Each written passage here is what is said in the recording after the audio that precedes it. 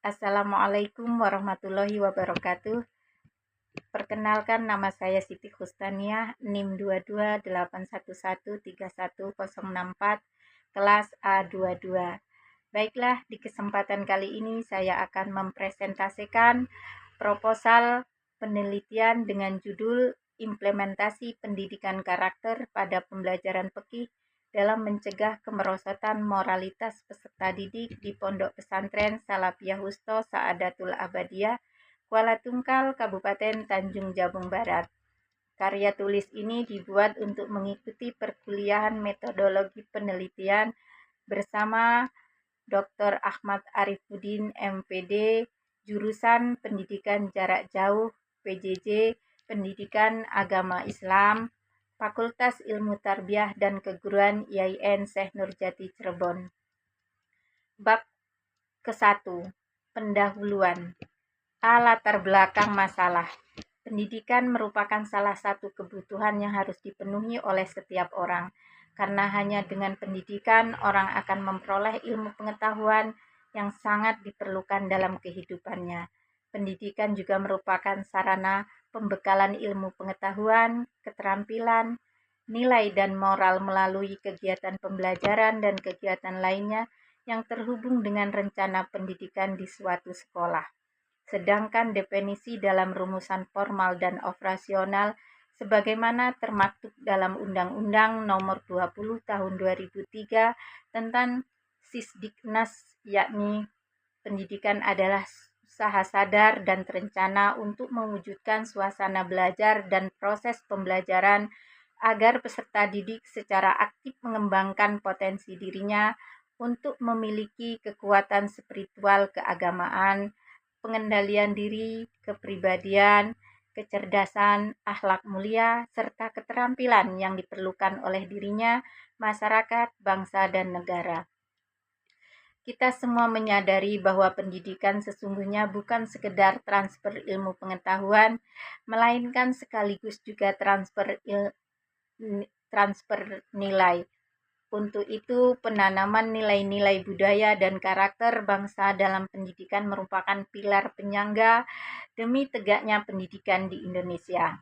Oleh karena itu, persoalan budaya dan karakter bangsa tersebut kini menjadi sorotan tajam masyarakat di berbagai aspek kehidupan, baik di keluarga, sekolah, dan masyarakat. Media massa, para pemuka masyarakat, para ahli, dan para pengamat pendidikan, serta sosial berbicara tentang persoalan budaya dan karakter bangsa di berbagai forum seminar dan lokakarya, baik tingkat lokal, nasional, maupun internasional.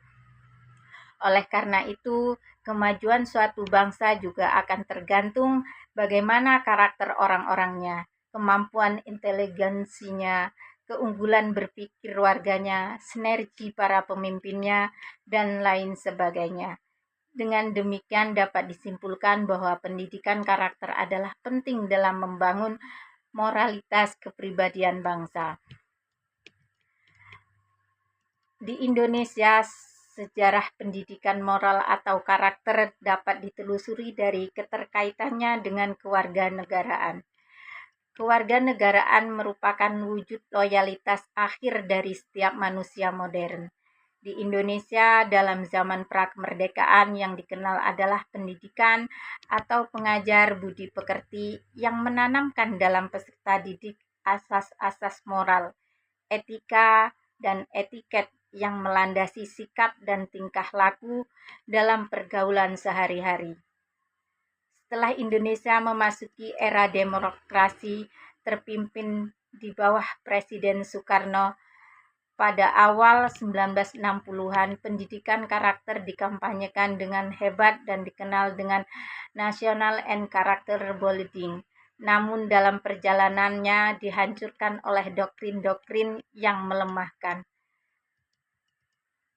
Kemudian, pendidikan karakter mulai mendapatkan perhatian dari pemerintah untuk segera diimplementasikan di sekolah-sekolah sebagai program utama. Kemendiknas dalam hal ini telah mencanangkan visi penerapan pendidikan karakter pada tahun 2010-2014. Penerapan pendidikan karakter memerlukan pemahaman yang jelas tentang konsep pembentukan karakter dan pendidikan karakter itu sendiri. Tanpa pijakan konsep yang jelas dan pemahaman yang komprehensif, visi ini bisa hanya sebatas retorika belaka.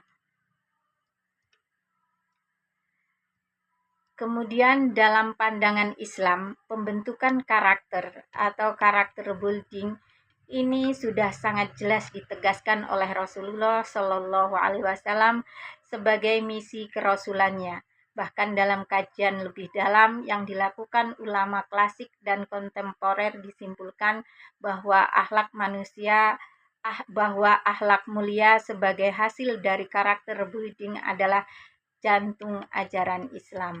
Maka tak diragukan lagi pembentukan akhlak mulia merupakan tujuan tertinggi bagi setiap lembaga pendidikan. Di tengah peradaban zaman modernisasi yang serba instan dan semakin populer, remaja Islam sekarang lebih memfokuskan diri untuk mendapatkan kesenangan duniawi dibandingkan mengedepankan nilai agama sebagai kekuatan iman untuk mendapatkan rahmat Allah Subhanahu wa Ta'ala. Tidak jarang sebagaimana kita ketahui kehidupan sebagian generasi muda muslim di masa sekarang menunjukkan seakan-akan akhlak itu tidak penting. Walaupun dari segi sarana pendidikan, media cetak dan elektronik, busana, masjid, kuantitas ahli agama, bahkan kegiatan dakwah sekalipun semakin maju dan berkembang. Justru perkembangan itu semakin besar dipengaruhi oleh modernisasi ilmu pengetahuan dan teknologi ala barat.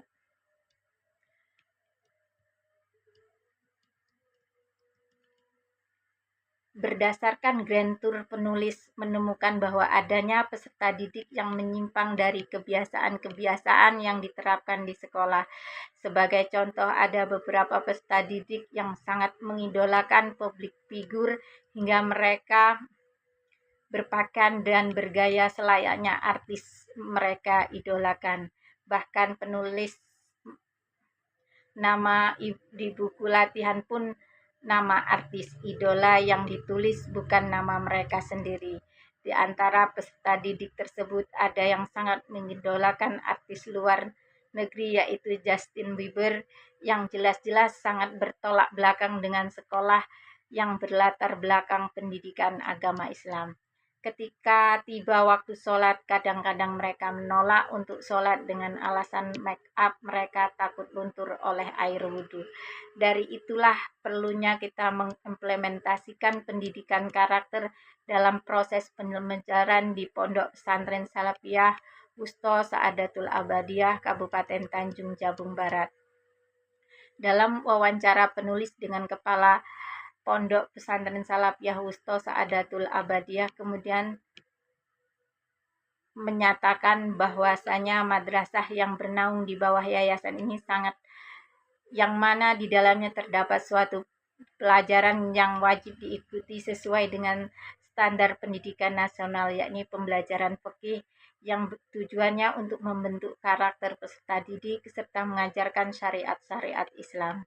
Apabila tidak sesuai dengan apa yang telah diajarkan dengan mengimplementasikannya oleh peserta didik, terutama masalah ibadah, maka dapat mengubah citra madrasah itu sendiri. Dari latar belakang yang penulis paparkan di atas, maka penulis tertarik untuk melakukan sebuah penelitian dengan judul Implementasi Pendidikan Karakter pada Pembelajaran Fikih dalam Mencegah Kemerosotan Moralitas Peserta Didik di Pondok Salafiyah Wusto Saadatul Abadiyah, Kabupaten Tanjung Jabung Barat. B. Pertanyaan penelitian. 1. Bagaimana implementasi pendidikan karakter pada pembelajaran fikih dengan mencegah kemerosotan moralitas peserta didik di Pondok Pesantren Salafiyah Wusto Saadatul Abadiyah, Kabupaten Tanjung Jabung Barat. Kedua, apa saja faktor penghambat implementasi pendidikan karakter pada pembelajaran fikih dalam mencegah kemerosotan moralitas peserta didik di Pondok Pesantren Salafiyah Wusto Saadatul Abadiyah, Kabupaten Tanjung Jabung Barat. Ketiga, apa saja faktor pendukung implementasi pendidikan karakter pada pembelajaran fikih dalam mencegah kemerosotan moralitas peserta didik di Pondok Pesantren Salafiyah Wusto Saadatul Abadiyah, Kabupaten Tanjung Jabung Barat. Pertanyaan C. Pertanyaan masalah. Fokus masalah digunakan agar penilaian tidak menyimpang dari tujuan pemula. Dalam penelitian ini, penulis hanya memfokuskan masalah pada kajian tentang implementasi pendidikan karakter pada pembelajaran fikih dalam mencegah kemerosotan moralitas peserta didik di Pondok Pesantren Saadatul Abadiyah, Kabupaten Tanjung Jabung Barat. Di sini penulis hanya meneliti pada kelas 8 saja. D. Relevan dan pentingnya penelitian. 1. Tujuan penelitian. Adapun tujuan penelitian yang ingin dicapai dalam penelitian nanti adalah pertama, untuk mengetahui konsep implementasi pendidikan karakter pada pelajaran fikih dalam mencegah kemerosotan moralitas peserta didik di Pondok Pesantren Salafiyah Wusto Saadatul Abadiyah, Kabupaten Tanjung Jabung Barat. Kedua, untuk mengetahui faktor penghambat implementasi pendidikan karakter pada pembelajaran fikih dalam mencegah kemerosotan moralitas peserta didik di Pondok Pesantren Salafiyah Wusto Saadatul Abadiyah, Kabupaten Tanjung Jabung Barat.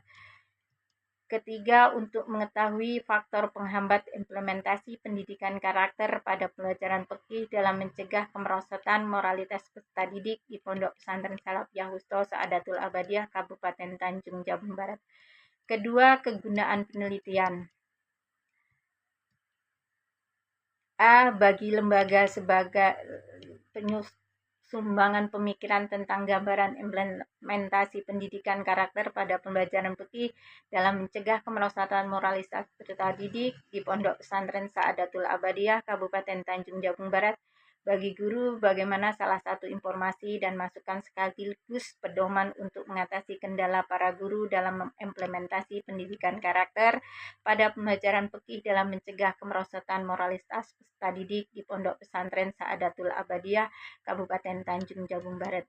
B. Bagi penulis untuk memenuhi persyaratan dalam menyelesaikan studi program setara S1 jurusan PAI UIN Siber Syekh Nurjati Cirebon.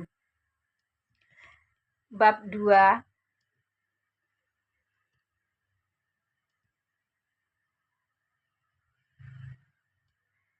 Tujuan literatur. A. Tujuan konseptual dan teori. Penelitian ini menggunakan pendekatan kualitatif, yaitu pengamatan, wawancara, atau penelaahan dokumen.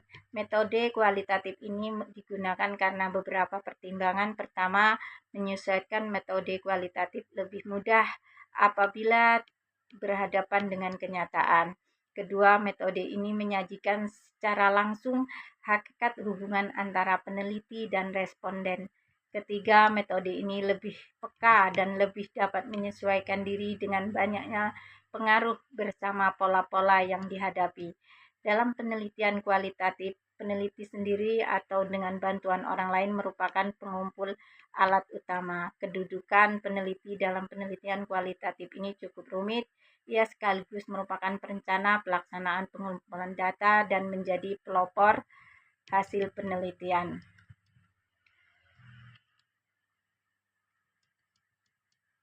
Kemudian B. Jenis dan sumber data. Jenis 1. Jenis data. A. Data primer. 2. Data sekunder.